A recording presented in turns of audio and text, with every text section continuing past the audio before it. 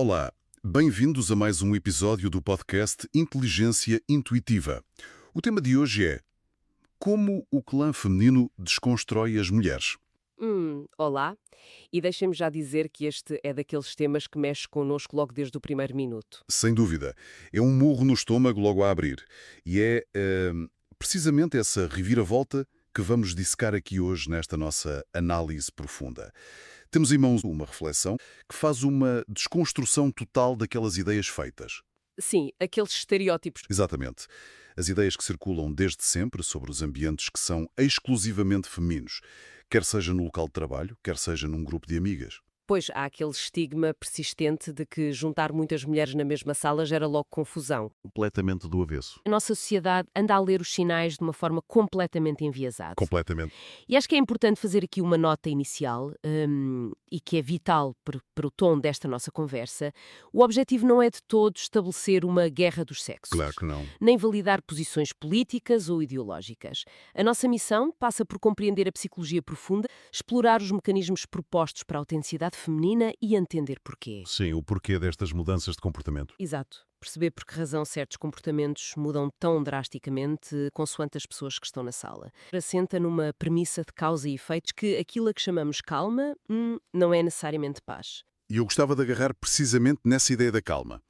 Porque o estereótipo habitual argumenta que trabalhar com homens é mais calmo. Pois dizem que é mais direto. Exato, mais direto e com menos atritos.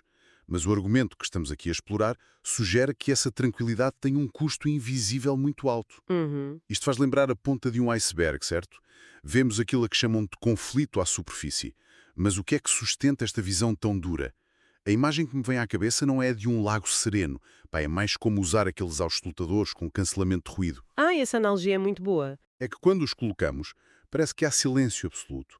Mas em termos tecnológicos, o que está a acontecer lá dentro é um processo brutal. Sim, exaustivo. Exaustivo e ativo de emitir frequências opostas para anular o som ambiente, ou seja, exige uma energia constante. Sem dúvida. É que essa calma feminina em ambientes mistos é, na realidade, um cancelamento ativo da própria personalidade. E essa analogia do cancelamento de ruído ilustra perfeitamente a mecânica da contenção que, num ambiente misto ou predominantemente masculino, a mulher opera frequentemente num estado de autorregulação contínua. Uma vigilância constante. Exatamente, uma autorregulação baseada numa percepção implícita de risco.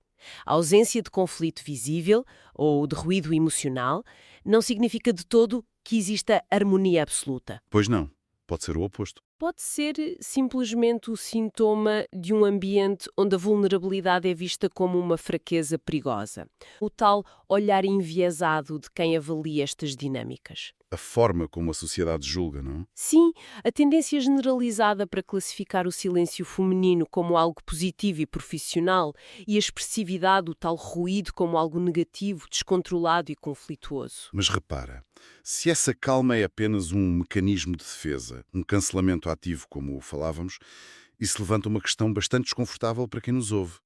Qual? O que é que motiva essa defesa de forma tão sistémica? Porque é que isto acontece em todo o lado? É uma excelente pergunta. E é aqui que eu introduzo o que podemos chamar de fator ameaça. Uma provocação visceral. Se não houvessem homens no mundo, do que é que as mulheres teriam medo? Uau, sim. E a lista de medos que surge como resposta a essa hipótese é reveladora da carga mental e cognitiva diária que está em causa para as mulheres. É um peso enorme. Medo de andar num parque de estacionamento subterrâneo à noite. Medo de sair de casa a pé para ir ao multibanco da rua ao lado. Pois. Medo de ser fisicamente agredida por falar alto demais num bar ou por expressar uma opinião contrária de forma um bocado mais assertiva. E a conclusão é de que a esmagadora maioria destes medos práticos, destes receios do dia-a-dia, simplesmente desapareceria. Certo, vamos lá, desconstruir isto. Porque a implicação disto é pesadíssima. É que a presença masculina, independentemente das intenções individuais de cada homem, carrega um peso estatístico. Histórico e estatístico, sim. Exato, e isso condiciona o comportamento feminino a um nível instintivo. Portanto, a falta de autenticidade, a tal calma, funciona como uma armadura social pesadíssima que as mulheres vestem. É um protocolo de segurança autêntico. Nem mais. É um protocolo que dita como falar, como sorrir para não parecer hostil, mas, ao mesmo tempo, sem sorrir demasiado para não parecer um convite. É uma linha muito ténue. É uma equação constante para passar pelos pingos da chuva. E a lógica dita que, quando a ameaça percepcionada desaparece, a armadura cai. Não há necessidade de a usar. E repara, a armadura não protege apenas contra ameaças físicas extremas nas ruas escuras. Protege contra a descredibilização profissional. No trabalho, claro. Protege contra o escrutínio do tom de voz nas reuniões. Contra a constante microgestão das próprias emoções. Por isso é que, quando o cenário muda para um ambiente exclusivamente feminino, o nível de alerta basal desce. A guarda baixa. Exatamente. A energia mental que antes era consumida para manter essa armadura intacta e para policiar cada micro-reação é subitamente canalizada para a livre expressão. Há um alívio. Há uma transição de um ambiente vigiado para um ambiente seguro, o que resulta numa descompressão rápida. E para o tal olhar externo e enviesado que falamos há pouco, essa descompressão imediata e sem filtros é imediatamente rotulada como caos. Ou confusão, lá está. Juntaram-se e há uma confusão. E essa descompressão leva-nos a outro conceito fascinante, o paradoxo de como a ameaça masculina é gerida de forma completamente pragmática e até irónica no dia-a-dia. Como assim? Aqui há uma ironia tremenda na forma como a figura masculina, como a origem da percepção de perigo, mas também como o escudo protetor preferencial contra esse mesmo perigo. Sim, percebam onde quer chegar. O exemplo clássico é a tática de invocar um homem fictício para garantir segurança. A instrumentalização do risco, sim, é uma das dinâmicas mais reveladoras aqui. O recurso à figura de um namorado ou marido imaginário para travar abordagens indesejadas funciona porque aciona um código de conduta. Um código entre homens. Exato. Um código que muitas vezes não é respeitado quando a mulher se apresenta apenas como um indivíduo isolado a falar por si mesma. Qualquer pessoa que já esteve num bar e assistiu a isto ou que viveu na pele a cena clássica de alguém a tentar rejeitar uma abordagem percebe perfeitamente esta mecânica. Pois é. Um simples "não estou interessada" transforma-se frequentemente numa maratona de negociações. É o chamado fazer-se de difícil, na cabeça do outro. Exato, onde as fronteiras são testadas repetidamente. As perguntas não param.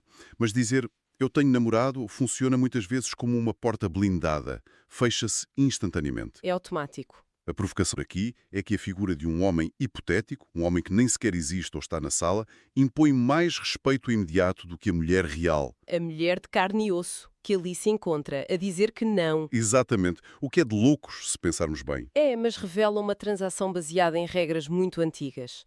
A rejeição só é rapidamente aceite quando sinaliza que aquela pessoa pertence a outro homem, evitando assim um conflito direto entre homens. Como se fosse propriedade? Escudo tático. No entanto, dá um salto conceptual muito interessante ao contrastar este escudo utilitário com a natureza do verdadeiro apoio feminino. A amizade entre mulheres. Sim. O comportamento de algumas mulheres que afirmam preferir ter amigos homens, sob a justificação de que a amizade é mais simples, não tem dramas e onde não há necessidade de ouvir verdades difíceis. Mas deixe-me complicar isto e fazer o papel de advogado do diabo por um momento. Se pensarmos bem, será que procurar esse conforto masculino, sem dramas, é assim tão descabido? Como assim? Quer dizer, a vida já é suficientemente complexa. Já há tanto stress no trabalho, contas para pagar. Ter um amigo que nos valida sempre, que perante um problema nos diz "epá, não penses nisso, tu é que tens razão, os outros são parvos", não é um alívio enorme? É um conforto rápido, sim. Pois. Procurar validação e evitar o conflito não é, no fundo, uma necessidade psicológica perfeitamente natural do ser humano. Por que é que valoriza tanto as amigas que dizem as verdades e desvaloriza esse tal porto seguro? O que é fascinante aqui é precisamente a distinção fundamental que o argumento introduz. Não estamos a falar da diferença entre conforto e masoquismo. Ok? Estamos a falar da diferença entre evitar atrito superficial e construir confiança estrutural. A amizade que descreves, baseada em validação incondicional e ausência de drama, pode ser interpretada, segundo esta visão, como uma extensão da tal armadura. Continuamos a usar a armadura mesmo com os amigos. Evita-se o confronto porque a relação não tem os alicerces necessários para sobreviver a um abalo sísmico. É uma dinâmica confortável, claro, mas é mantida a uma distância segura da verdadeira vulnerabilidade. O conceito muda drasticamente quando passamos da ideia do escudo para a ideia do espelho. O espelho sendo a metáfora para o tal clã feminino. Precisamente. A premissa sugere que as amigas dentro de um círculo de verdadeira intimidade não existem para fornecer validação artificial. Existem para refletir a realidade. Como um espelho que não distorce. E esse espelho só pode operar num ecossistema completamente livre da percepção de ameaça. Dizer a verdade crua a alguém, confrontar falhas, apontar perspectivas que são desconfortáveis, exige a certeza absoluta de que a relação não será destruída por essa franqueza. Claro, há uma rede de segurança. A tal fricção que muitas vezes afasta certas pessoas das amizades femininas é apresentada aqui não como um sinal de toxicidade, mas como sintoma vital de uma relação saudável. Um espaço onde as armaduras caíram por completo. Então, a verdade crua não é um ataque, é um sintoma da ausência de medo. Exato. O que nos transporta para aquela que é, sem dúvida, a reinterpretação mais radical, a forma como o conceito de histeria é desconstruído. Historicamente, palavras como histérica ou histriónica sempre foram atiradas como granadas para invalidar as emoções das mulheres. Sempre. Ouvimos repetidamente que elas são demasiado emocionais para liderar ou que perdem o controle facilmente no escritório. Mas a argumentação vira esta acusação de cabeça para baixo. Transforma a fraqueza em força. Sim, transforma a explosão emocional na maior bênção que um grupo pode experienciar. A ressignificação dessa explosão é mesmo o ponto culminante desta análise sobre dinâmicas sociais. É que a capacidade de perder a compostura, tipo rir até perder o fôlego, chorar abertamente, de frustração, expressar indignação sem estar a medir milimetricamente o tom de voz, é o indicador definitivo de libertação. É o tal momento em que se tira o cancelamento de ruído. Lá está. Voltemos a essa ideia da pressão constante e da armadura. Quando uma pessoa que esteve submersa em tensão profunda durante horas ou dias vem à superfície e pode finalmente respirar, a entrada de ar é brusca. É ruidosa. Pode parecer caótico, sim, mas essa intensidade não é perda de controlo, é a recuperação da identidade plena. Então o que é que isto tudo significa? Leva-nos a entender a formação do clã. O famoso clã feminino. Sim, porque isto não é apenas juntar um grupo de amigas para beber café e falar mal do chefe. Não, é muito mais profundo. É a criação de um ecossistema à margem das regras de sobrevivência corporativa ou social. O desenvolvimento lógico desta narrativa passa de uma fase de insegurança, onde as próprias mulheres podem ter interiorizado aquele olhar enviesado. Onde julgavam outras por serem barulhentas. Exatamente. Julgavam outras por serem complicadas, passa dessa fase para um estado de aceitação total. O caos visível é, no fundo, a sintonia de quem se sente protegido, não é? A evolução do pensamento neste processo é, de facto, a construção de um refúgio. O clã feminino atua como uma rede de proteção mútua, um espaço onde o erro humano e a instabilidade emocional não são fatores de eliminação. Ou motivos para descredibilizar alguém. Exato. Enquanto no espaço público, que é frequentemente regido pelas tais percepções de ameaça que já analisamos, a falha emocional pode ter consequências graves na avaliação de competência de uma mulher. Perde logo pontos. Pois, mas dentro do clã o colapso é amparado. O que a sociedade tenta rotular como drama, para silenciar essa força, é o cimento que une as estruturas destas relações. A vulnerabilidade converte-se no maior ato de resistência.